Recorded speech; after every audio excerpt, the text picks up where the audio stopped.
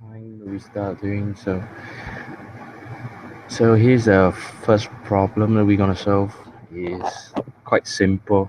This one is the first problem of Project Euler. If you don't know, that Project Euler is a project with a lot of questions, mathematical questions. There's no certain framework to it. Like you can use any programming language that you want and solve them. They're just math problems. But here we're gonna use C language to solve this. So we can see the problem statement say that right. Let's say if we have a list of the natural numbers below 10 that are multiples of 3 or 5, and we get 3, 5, 6, and 9, and then we sum all these number up, and we got 23. So the problem asking is find the sum of all of such number that is below n. I think there's a mistake here. Like find the sum of all the multiples of 3 or 5. Right, so this question is a bit different from the problem one of Project Euler. The Project Euler is asking that the number is not a multiple of either 3 or 5. But in this case, they're asking the sum of all the multiple of 3 or 5. So yeah, we have to sum them up. Right, so the input is going to be the number of test cases. T is the number of test cases, and each contain an integer of n. So this n is the number of the biggest number that would in like we have to find all the multiples of 3 or 5 below that number. For example, in this case, this sample input they say 2, and then this means that 2 test cases, and the first one the n number is 10. This means all the numbers below 10, and the other one is 100. Okay, right, simple enough. So let's get into coding. I'm gonna open Vim.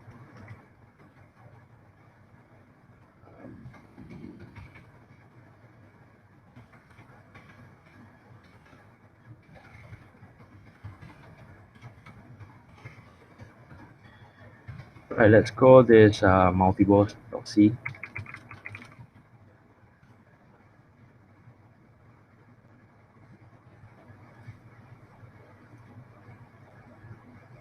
Right, so here is the multiple c.c, and program input everything.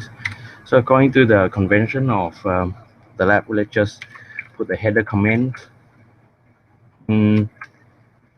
say and a brief description of the problem. So find the sum of all the multiples of 3 or 5 below a number n.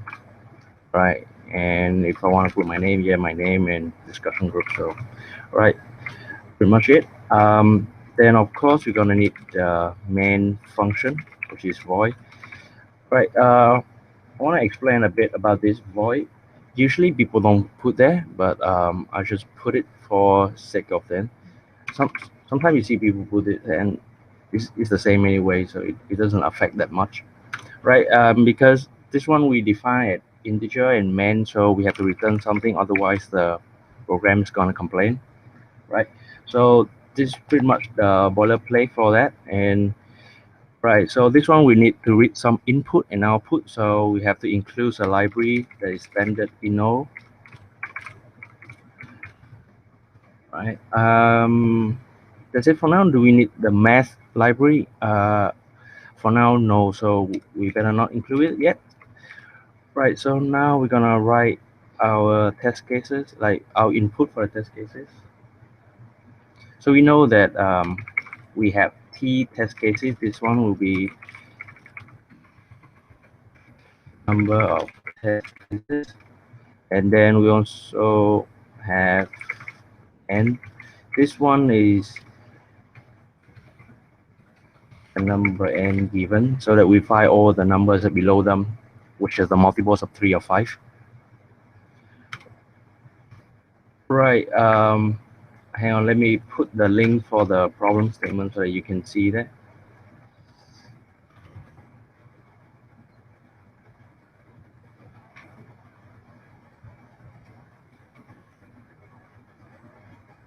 So here's a link that of the problem we are solving. So if you want, you can just go there and read the questions, right? So now what we need to do is that we have to go through each of the test cases, and then we take the input of n, and but let's backtrack that. Before we resolve the input, let's just put a simple n first, and then we test if our program work for some case of n that we input. So let's do some printf, uh, enter number n, and then scanf.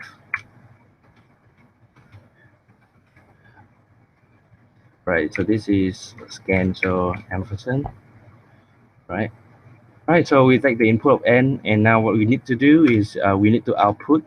So we need to output the sum of all the multiples of 3 or 5. Right, so how do we find the multiples of 3 or 5? Well, we could do a logical.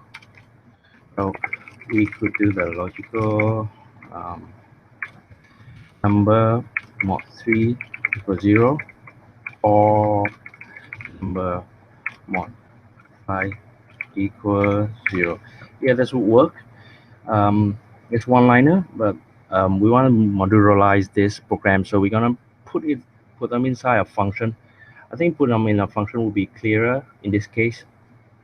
So we will try to abstract this into a function. Right.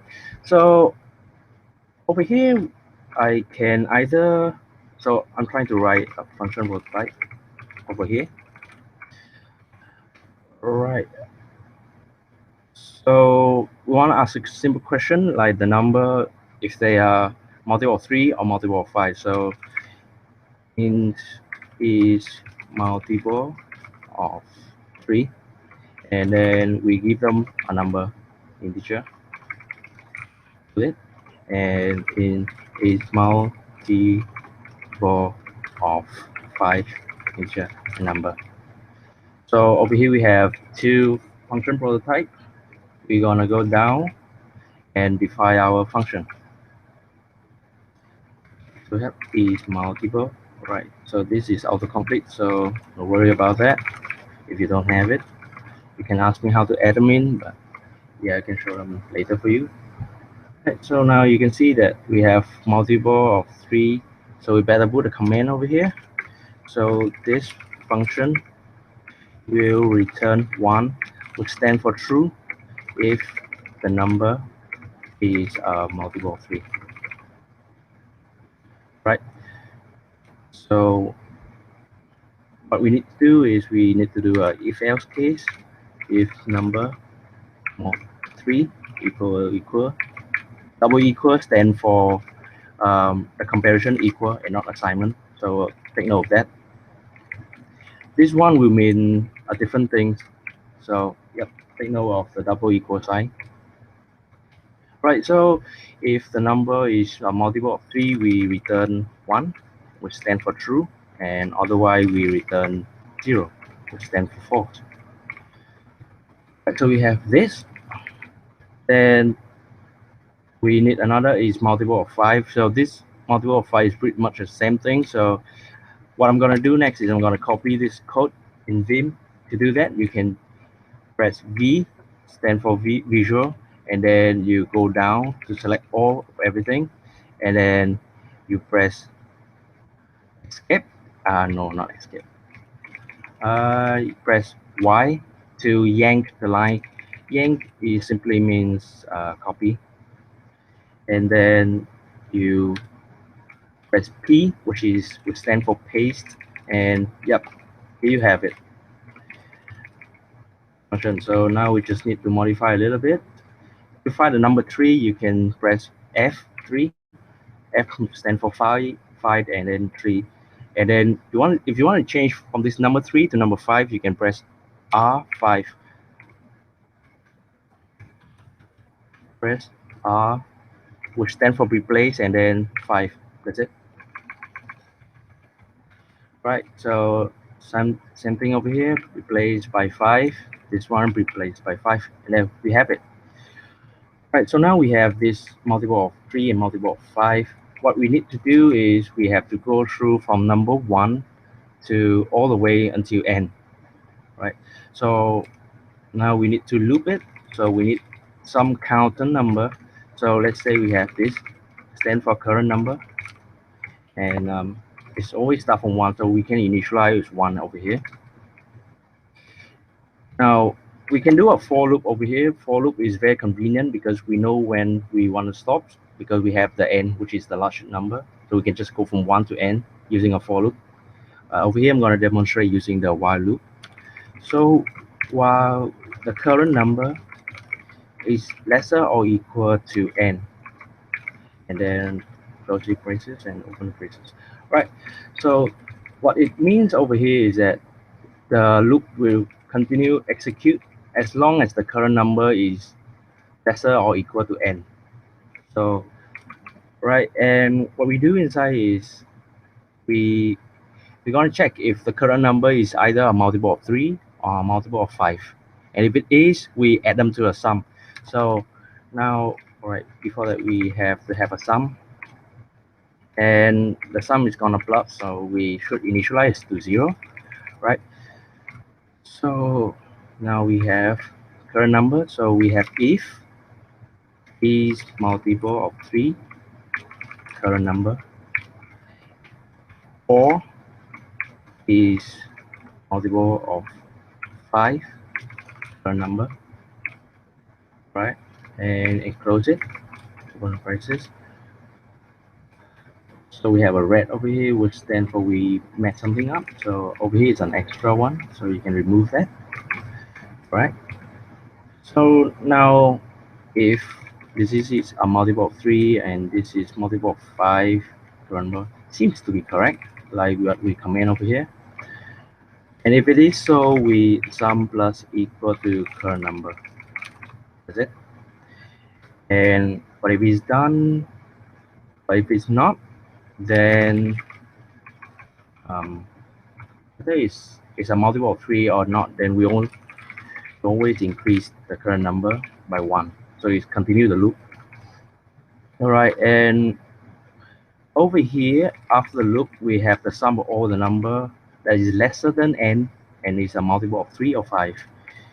Now we just need to print the result. So sum of multiples of 3 or 5 below. This one is later for the n number, and then got another d which is for the sum. So it's going to be n and sum. Right, so let's check the correctness.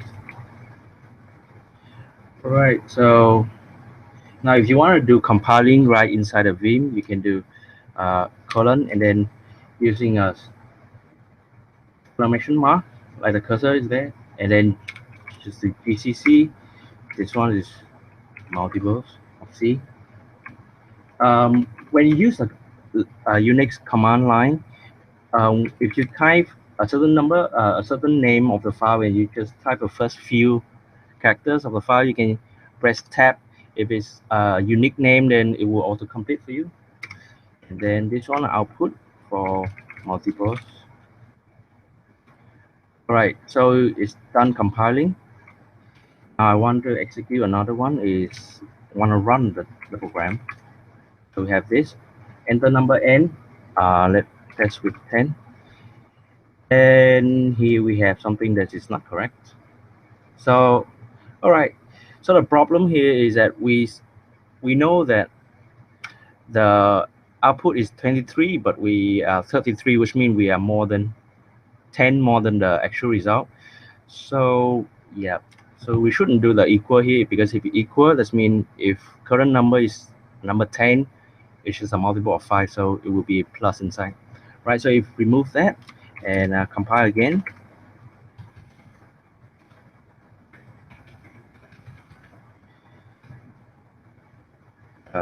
we have to save it. So to save it, you colon right, save the file, and then now compile it. HO, right, and run it. Multiples, right. Now if we enter the 10, we have 23. So over here, I skip a little bit of testing the correctness of is multiple of 3 or is multiple of 5. So usually when you do the coding incrementally, when you finish writing a function, you should test the function whether it's correct or not. In this case, I would demonstrate if I want to correct that. So if I want to test the e multiple of 3, let's just comment this section out. Right. If I want to test that, let's just say I put some a equal to 3, a equal 3, b equal to 5, c equal to 6, and d equal to 99. And then for each of them, I just printf multiple of 3, and I'll check if is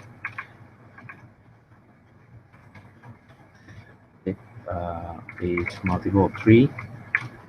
A, right, so I'm gonna yank this. I'm gonna paste 3 times.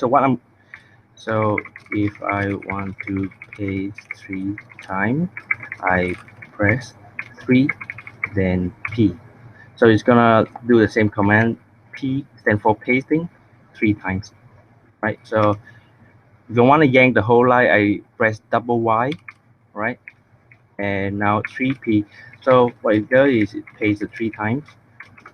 This is some of the command in V, which is very useful. And now remember that we can replace a character by pressing R and the letter that we want to change it into. In this case, B, this one is C, and this one is D. All right, so now we're gonna save it.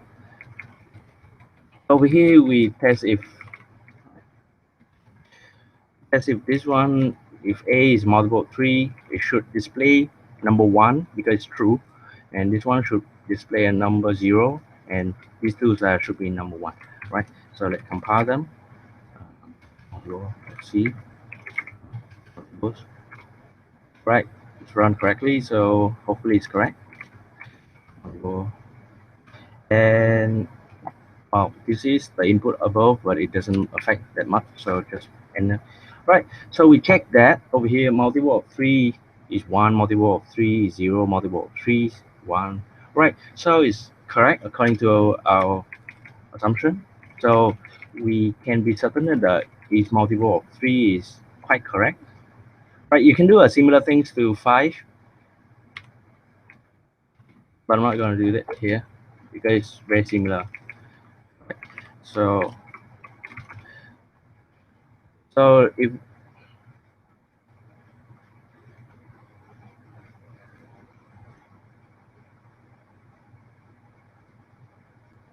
so now if we get back to the problem, right, we see that if the input is 10, it's going to output 23, and if the input is 100, it's going to output the 2318. Yeah. Right, so I get back to the code and test out the number 100, expecting 2318.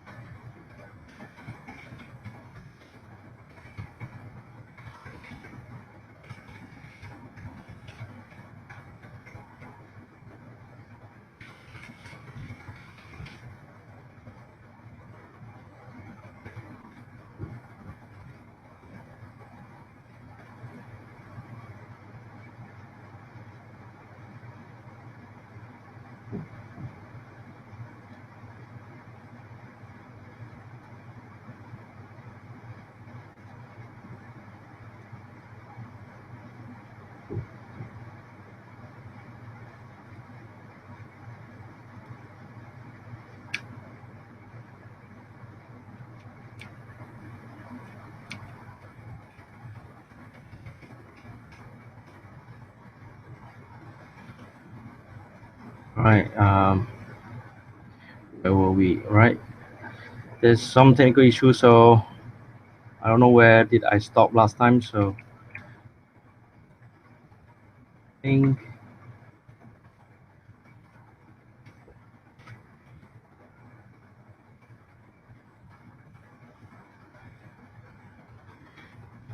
I think before I refactor the function, I guess. So I think here is where we stopped last time.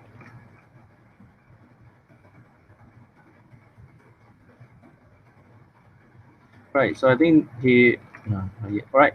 Here's the okay. So now you can see this one is correct. So we test for the correctness.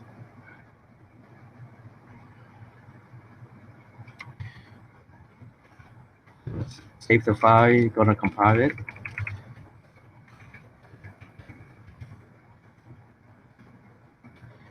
Gonna run the file and try for n equal to. Right. Something is not right. All right. So it's still true. All right. All right. We have to change this. This one is one of the things that we changed before. We compile it.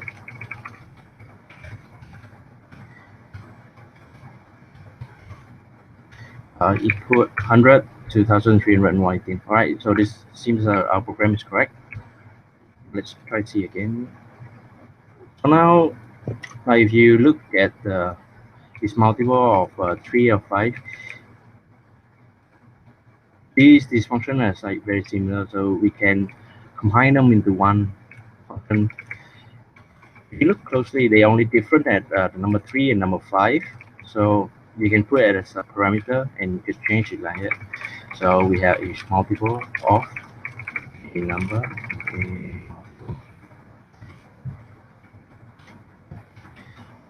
Um, if number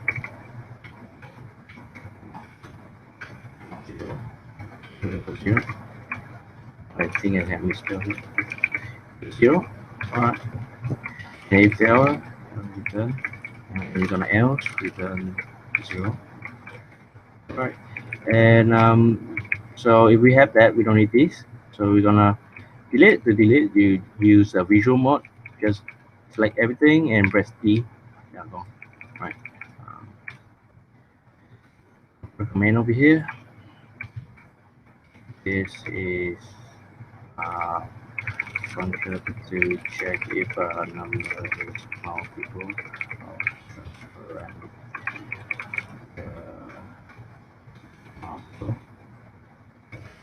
And 1 if true, 0 otherwise. Right, so this is function command. We need to change this as well. So instead of multiple 3, we put multiple 3, comma 3. This one, delete this. Right, right. Seems to be correct. Right, we have to change the function prototype as well. So this one in auto, right, delete this. Right, so let's save it and recompile it.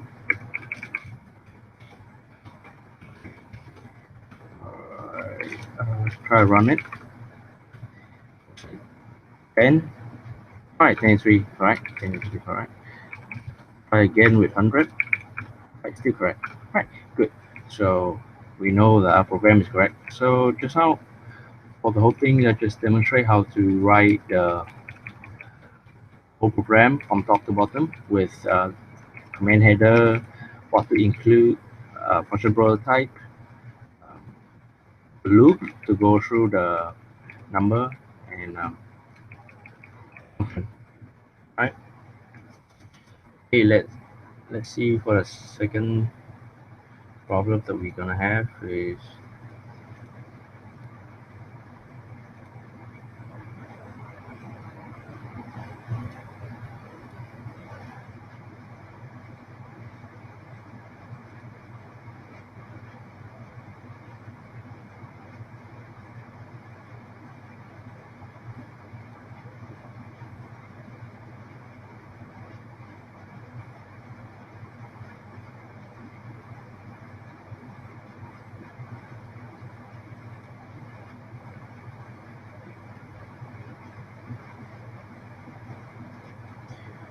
think we just gonna do one question from the mock PE from last time. Let me check. Where's the question?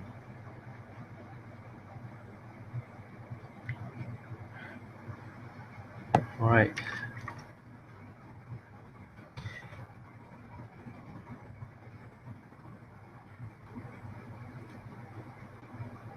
So we have this mock PE. Right, the link is here. I think we download the thing. All right, mock PE. All right, let's read the questions over here.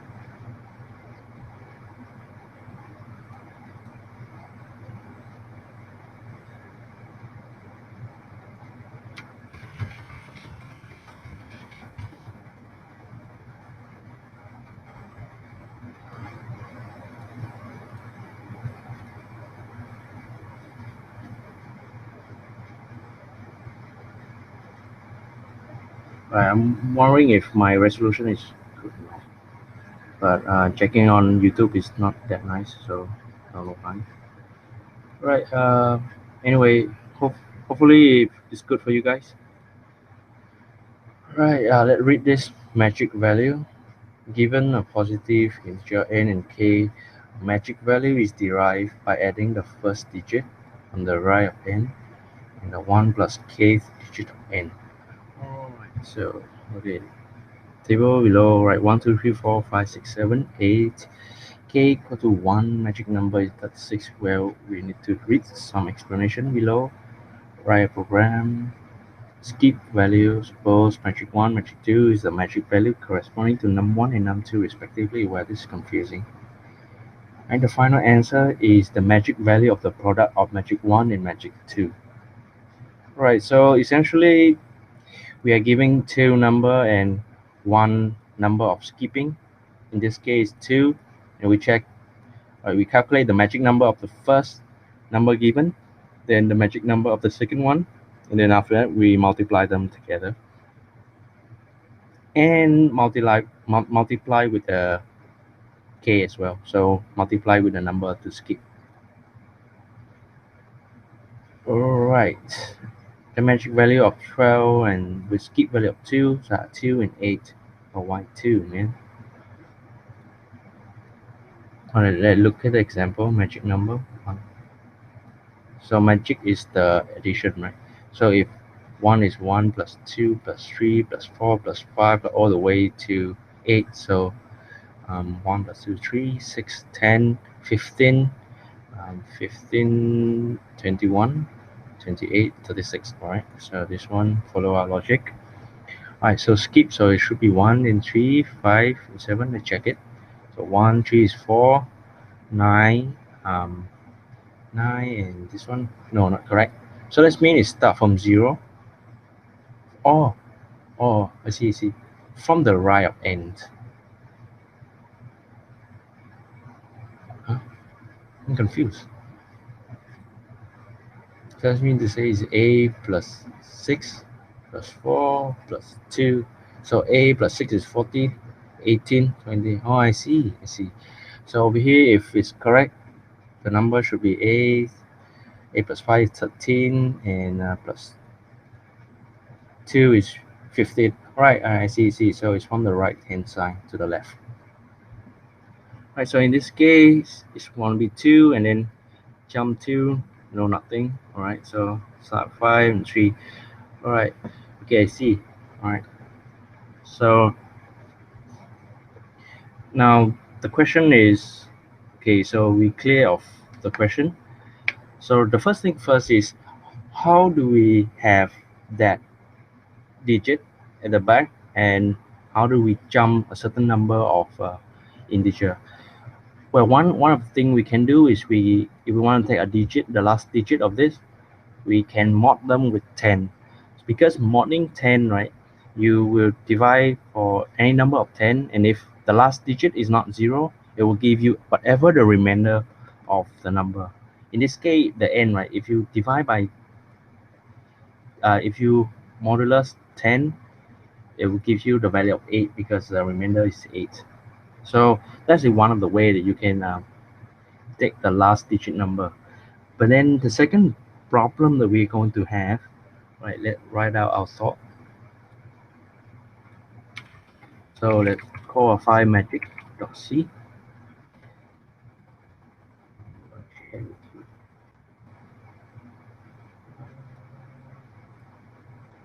Right, so we have a new file magic.c. So over here, program to find the magic number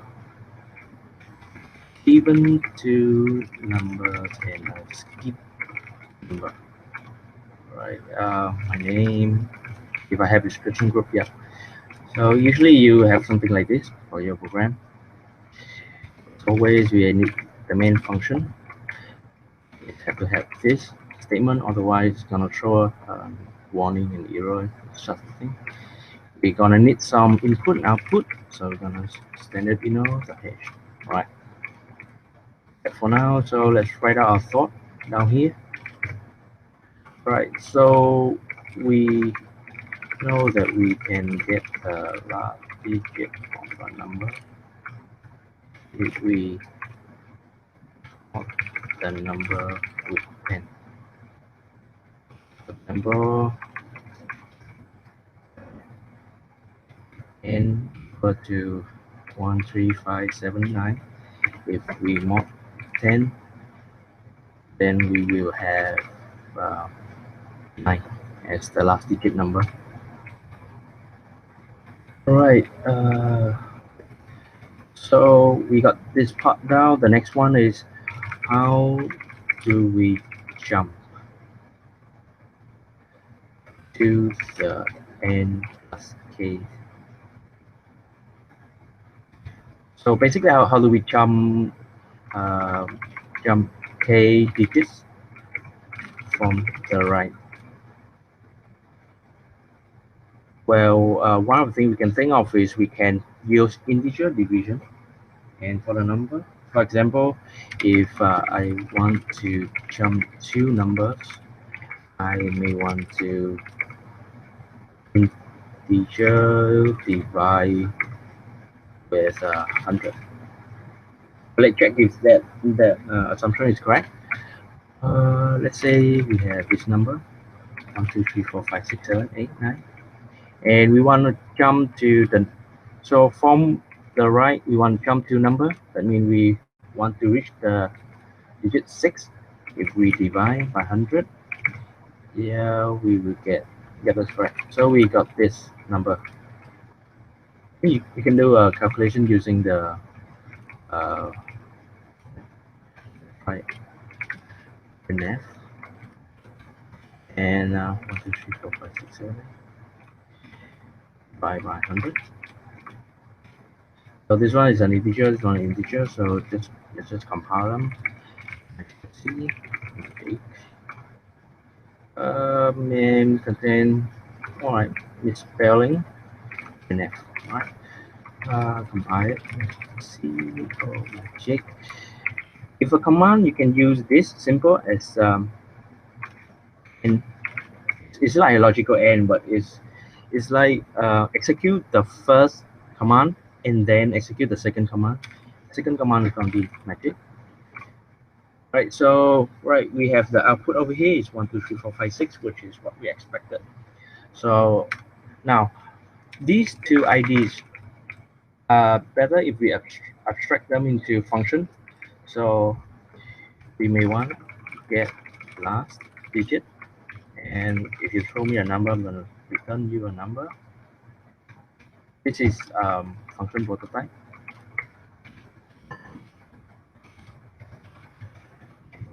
And then this one is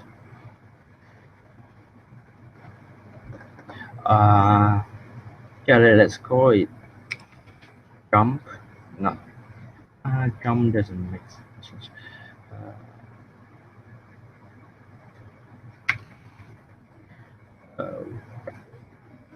So let's just call it jump a digit.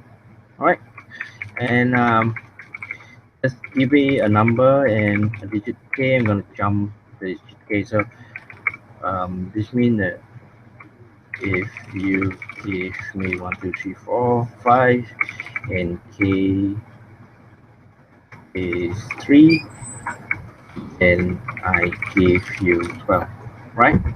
Something like that. So that's the logic of it. Put it below. Put it below, right? Usually you wouldn't want to write things like this, but during your coding, right, it may be helpful for you if you put something like this to help you remind of what the function is supposed to do. When you write the whole function below here, it would be better if you explain it in full sentences. For example, I'm going to demo it. Get last digits is quite explanatory. You can do a simple one, or you can do last digit equal a number and you mod 10 and you return last digit. This is perfectly fine. Or if you see that this is simple enough, you can do this. So paste that. And, so well, this may not be advisable for you guys if you are not comfortable with the coding yet.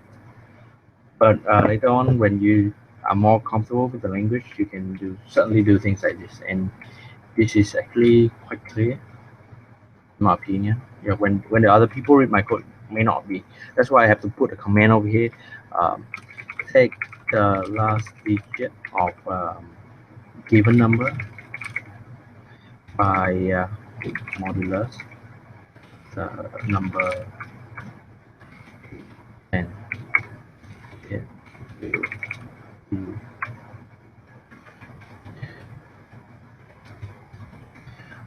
sometimes it's helpful if you want to give a concrete example or explanation of your function by giving an example. For example, if number equal to 1, 2, 3, I expect to get number 3 as output. So 1, 2, 3 mod 3 mod 10 will give me 3, right? Something like this.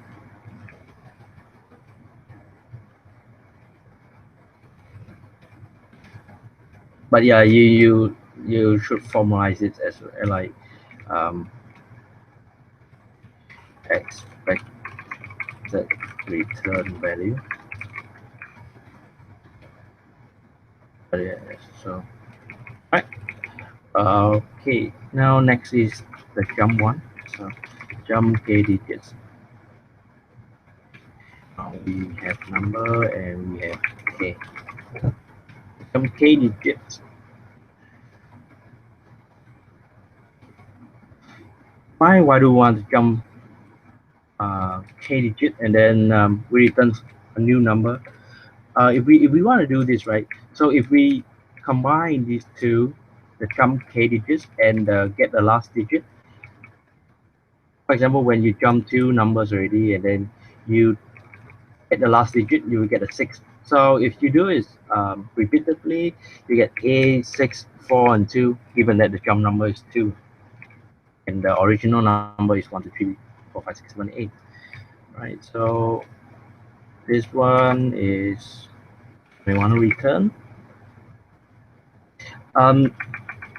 There's a certain cache though. So for example, if the number is less than the k number, so if number is less than k, then basically it jump over the number, so it shouldn't return you anything. So but then if we return 0 or 1 as things to signify this, it may not be correct, because for example, let's say if you jump the number, say you jump the number, if you decide that you should return 0 if they don't find anything, and let's say if you jump this and you jump 2 digits to give 0, actually this one is the correct answer. So we may want to use negative number in this case, so that when we do checking, yeah, we can do something about it. So if number is less than k, If it's equal to k, that means, oh, no, this is not k. Yeah, it will not be, because k is the number of skip. So let's say I want to skip 3, then it will only make sense if number is greater than or equal to 1000. So if you want to skip 3 number, it only makes sense if it's greater than or equal to 1000. That means you have at least 4 digits. So alright, and you want to skip 3, so you want a power. And if you want a power function, well, we have to include the math library. Right, in this case, we want to use the power. So you want to check if the number is greater than or equal to power of 10 to k. So this one power of 10 to k, right? It will give you, for example, if k is 3, then it's going to give you 1000. So it's just similar to the command above, right? And this one means that it's illegal to jump.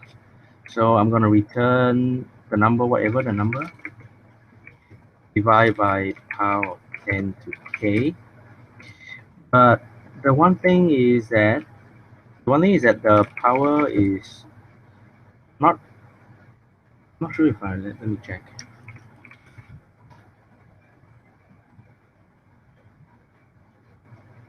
Right, so the power function is going to return a double value, so you have to convert it into integer so that you can do integer division. And to make these things clear, just enclose them all in a parameter. So this one will give me a jump. Otherwise I'm gonna just return -1. So later when I do checking, if the result of this function is less than 0, then I know something is up. I know that there is some illegal jumping that I cannot do anymore. Right, so now before we move on further, let's get the last digit number. So we want to test the correctness of the get last digit by giving it some input. For example, a equal to 3, b equal to 6, 7, and c equal to. You want to give it some corner case such that the number is 1 or 2, one digit, or yeah, or even digit. Let's just assume all the inputs are positive, so that we don't have to check for negative number. And let's say 0.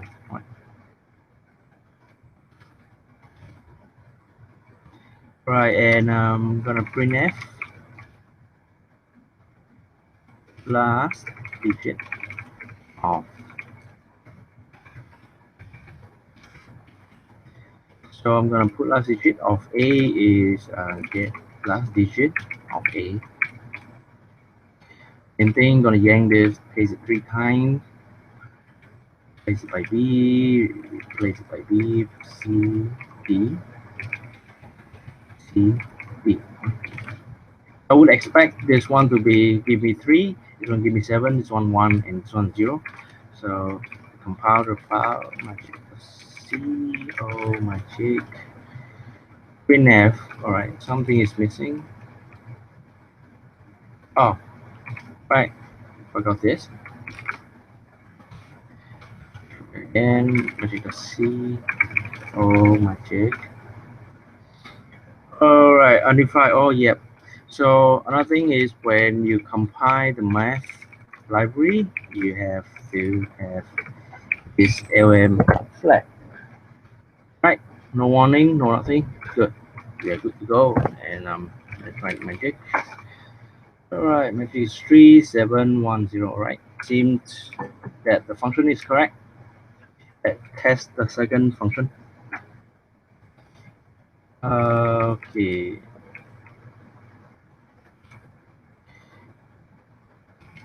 Jump a digit, and we're gonna jump a by 2 digits. So this one we would, I think it should put some new line character. so it's nicely output.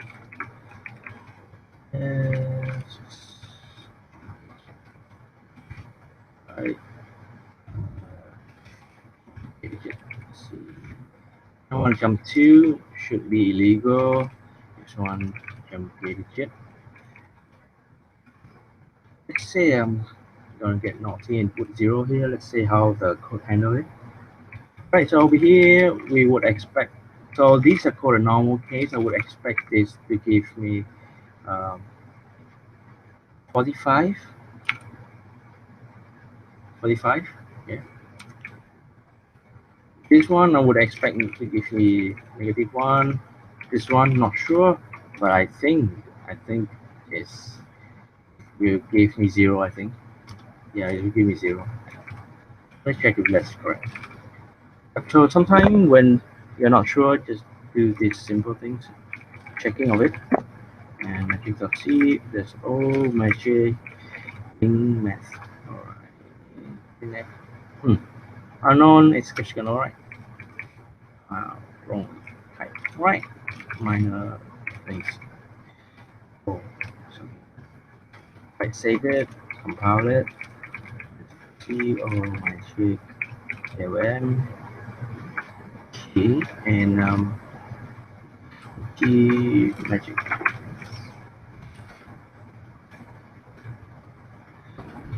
Alright, so the last one is -1.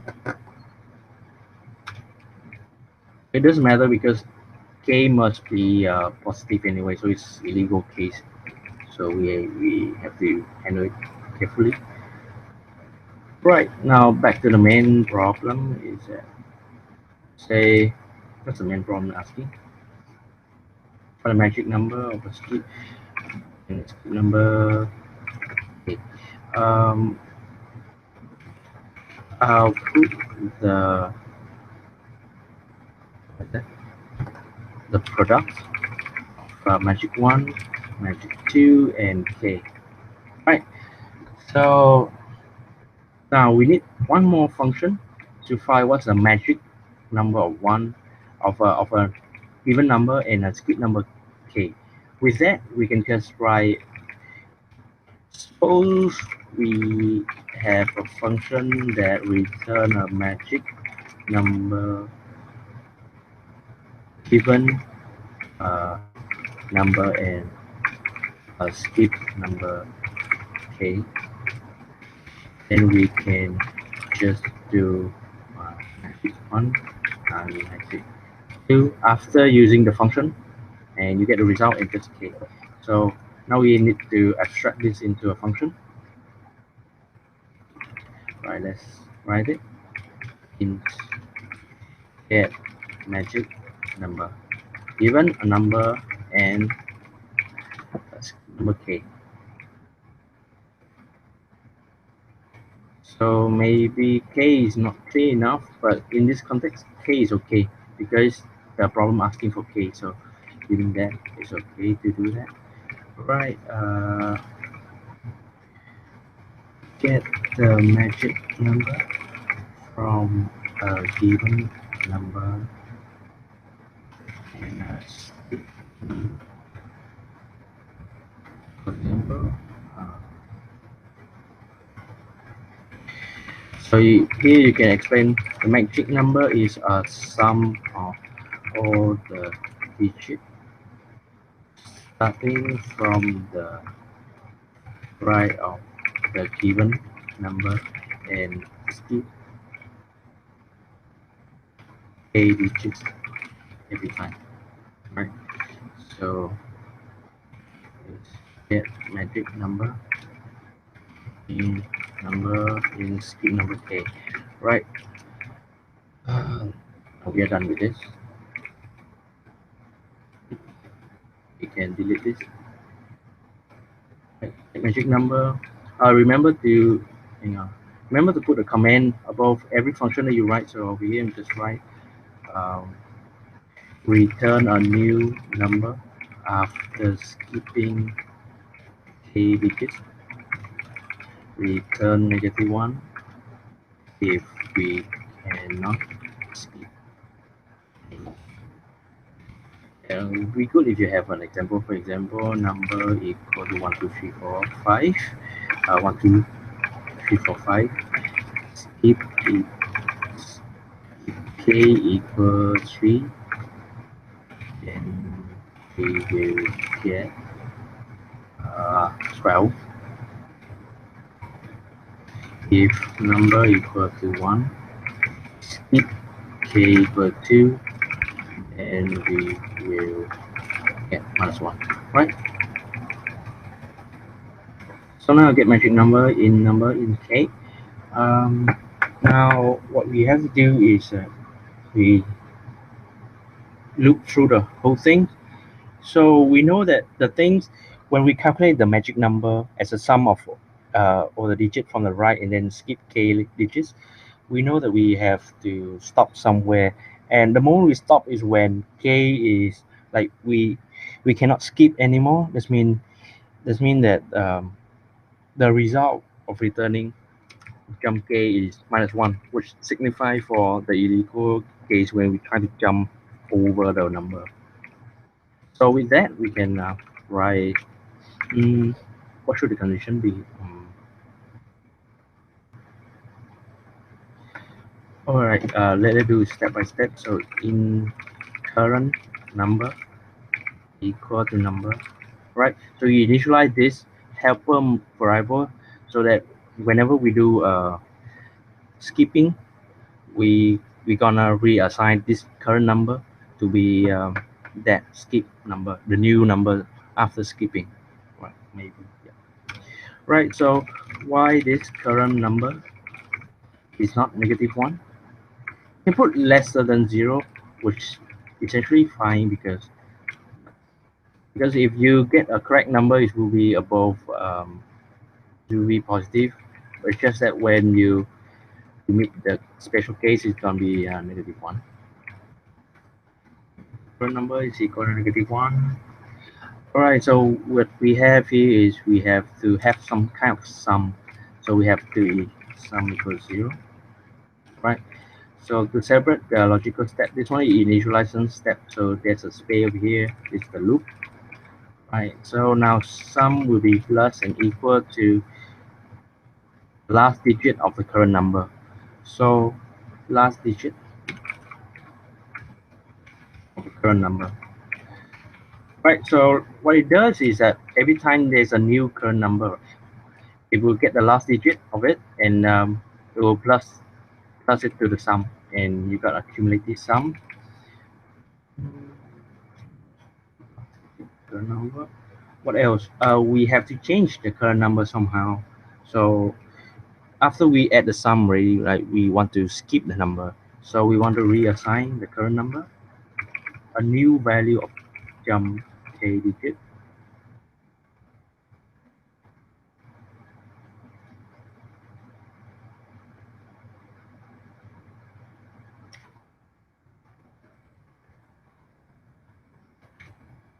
So it's going to be current number and k. So this k and this k is the same, so it's always stays the same no matter what.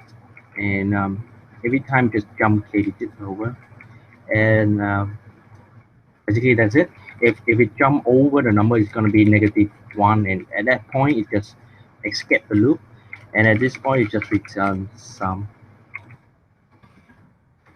Right, so this is quite big. It's this contain a lot of logic, so we have to test this thoroughly. Let's check it. So we have a few test cases. And 1, 2, 3, 4, 5, 6, 7, 8. If k equal to 1, just now we have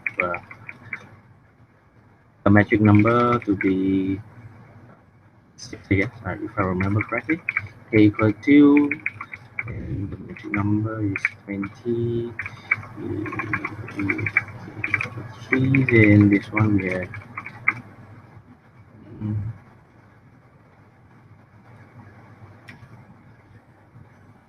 right. So now we have this. Let's put in. Let's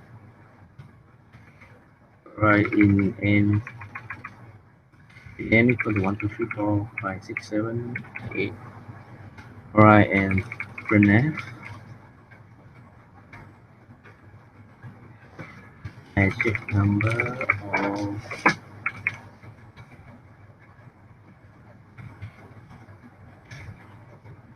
a new line. Okay, and get magic number, and k over here is 1. Right, so as you can see, we use this quite frequently. Like if you want, yes, you can assign a temporary variable to get the result of the return function. But sometimes if you are sure that it will return a number of a data type, for example, in this case, integer, if you can just directly put the function inside, it will calculate and return a result. That is the usefulness of the function, right? So same thing, I'm gonna copy this by double Y and then press 3P to paste it 3 times.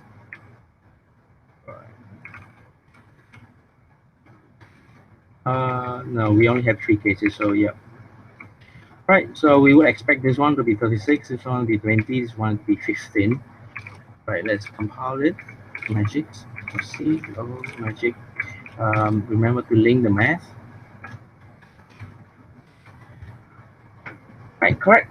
So we are sure that the thing is correct. So now what we need to do is to just solve the problem. So now we show that this one is correct because we tested it. This one is also correct because we tested it. This one is correct, so because we just tested. So that's called incremental coding.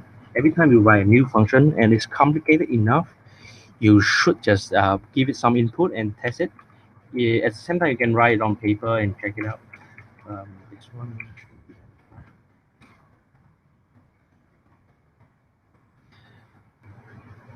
So now we need 2 numbers. So number 1, number 2. We also need a skip number. So in this case, we can just write k, and then we need something to store them. So magic 1 and magic 2. This is stand for the magic number of number 1 and number 2 respectively. All right, so now it's gonna prompt print enter two positive integers b d. Right, and you're gonna scanf. My bad, what I'm doing here. This makes sense, right? This d and this is d. Right, this is scanf, so I need the ampersand. Ampersand number 2. Right. Printf and the skip.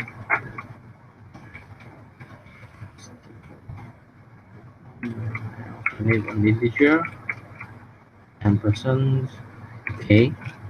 Right, so basically this one is our input,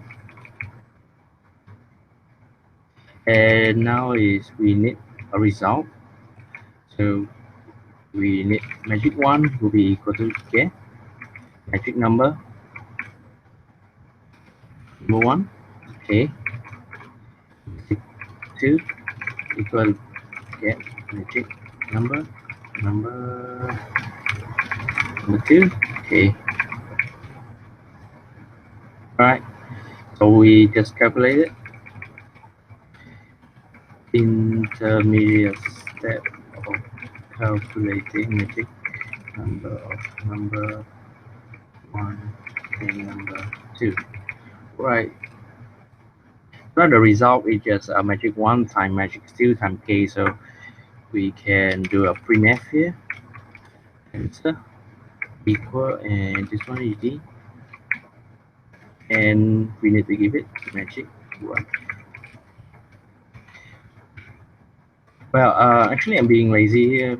I can put an immediate result. For example, equal 100 answer. Well, I don't need to initialize it because I know I'm gonna assign later. So yeah, I think this one will be better. Yes, you will have clear things. Don't need to clump everything together. Alright. Right. Should be correct, I guess. So I believe this is gonna run. So I'm just gonna try out the example they have. Right.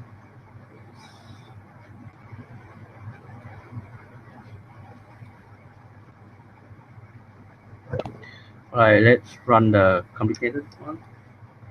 4567 and I'm just gonna copy the test cases to the.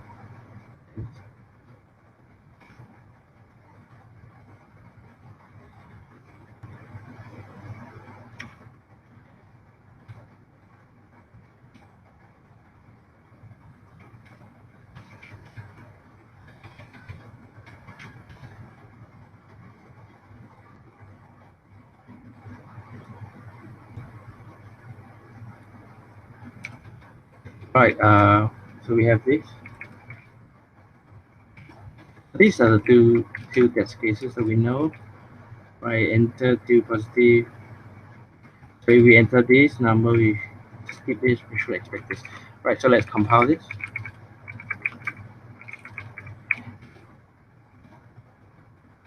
Alright, in last channel we have a save. I'll save the file. CO. Okay. We are back. Where were we? Right. So we have to do one last step. Is that the answer of the answer is the answer of the overall magic. So let's call it magic 1 and magic 2, and then I call it the big magic. Right. This one I'm using a camel case. The camel case is you see the variable, right? You see the words are like string together, and then the first letter of every word are capitalized except for the first one. So I mean the big magic, the B is not capitalized, and only the M. So if I have something big magic that come from nowhere, so you can see that the first letter of every word, sorry, first letter of every word is capitalized. Yeah. So this is the camel case. It's a convention in naming of the variable. So I have big magic equal to magic 1 times magic 2 times k, and then the answer is get magic number of the big magic and the skip. Right.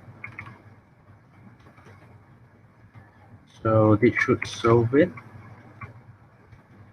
Alright, PCC magic of C, magic, link math, and then computer magic. And so 9, 4, 3, answers 4. Wow. How does that happen? Let's read the question again.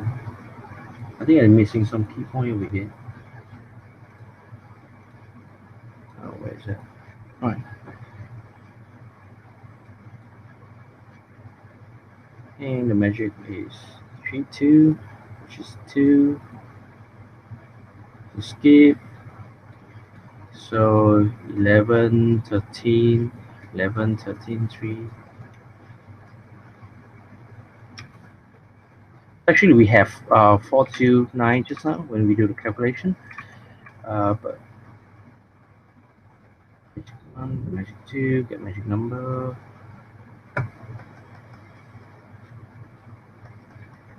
Skip. Oh, let's check it again.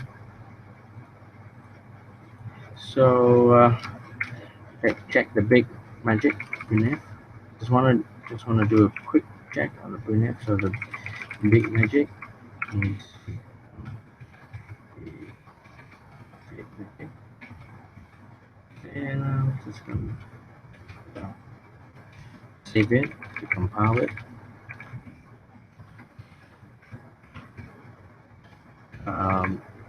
Math, because I'm using the math library. Uh,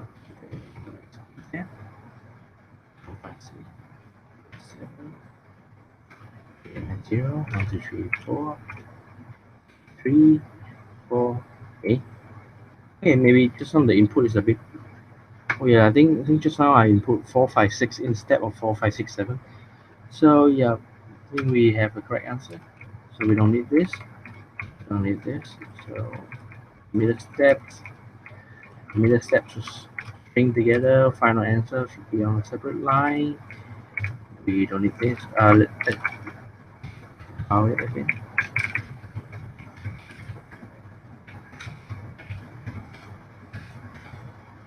And try run for the second test case, which is this one. Please skip answer should be 2, right? So I think we have solved the problem. Alright, now that you're done and you're sure that you're correct, let's check back to your code because this one is a style component. So alright, so this one is redundant. You don't want to remove, you don't want to keep that. Right. This one helpful because it's say meter steps of calculating, but you can abstract the whole process into using a solve function, but I don't think it's the point over here. Right, this one command have, right, command good, command good. Right, anything else? No. Right, so one more thing is that over here, as you can see, we can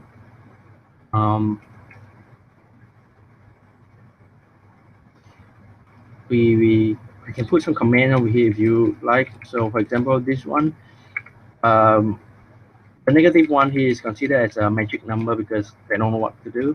So maybe we want to put a command. So for example, negative one is when we are trying to skip over the number. So maybe you want to put this over here. Right, negative one is when trying to skip over a number. So this one explains why the negative one is here. You can do it. You can abstract it here. So for example, if I want to, I see the magic number, just define. Let's call it over jump. Right, let's call it over jump and define it to be negative one. So over here, you can do this, return over jump, and this one is not equal to over jump. All right.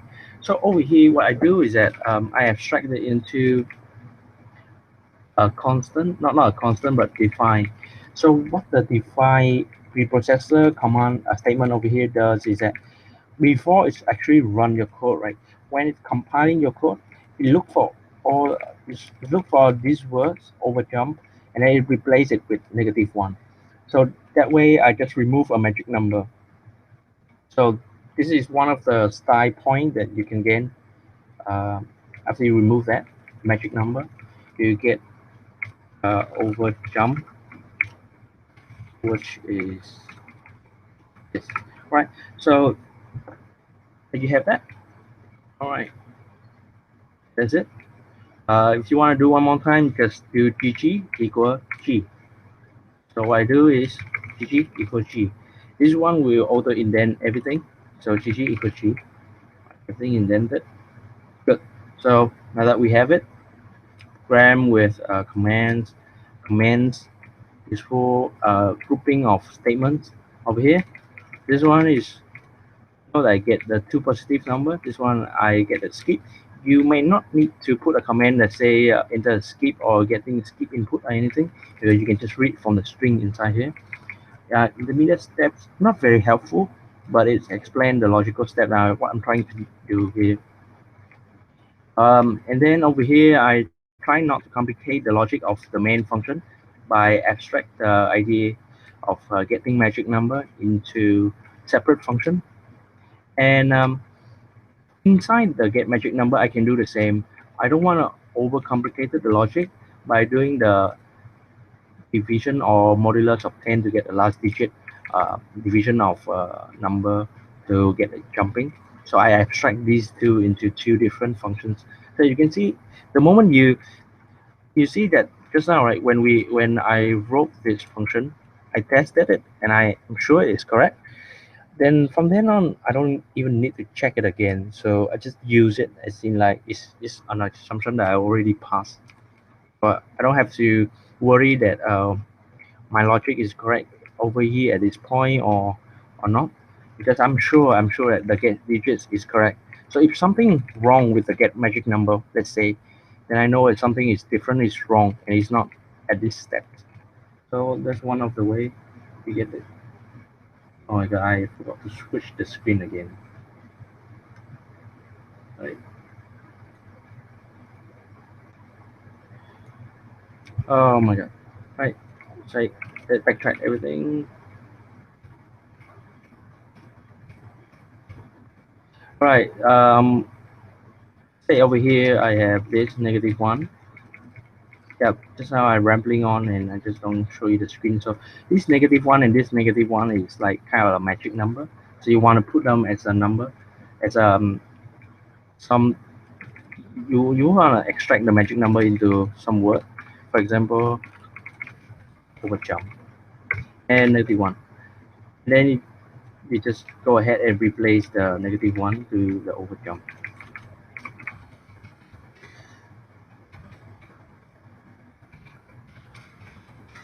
So what it does is that when it's compile your code, it just run through and replace every occurrence of this word with -1, and basically that's your logic. So yeah, yeah, they explain it. So now I explain these steps over here. I don't want to complicate the magic of the logic of the main function, so I put them into two separate functions, and inside the get magic number function, I put inside break it into two different functions as get digit and jump gain digit. So I guess that's it for today. Hope you learned something out of it. I'm sorry for a lot of technical issues because it's the first time, so I'm not sure how these things run. And I'll try to find a way that you guys can ask questions during the session. That's it for now.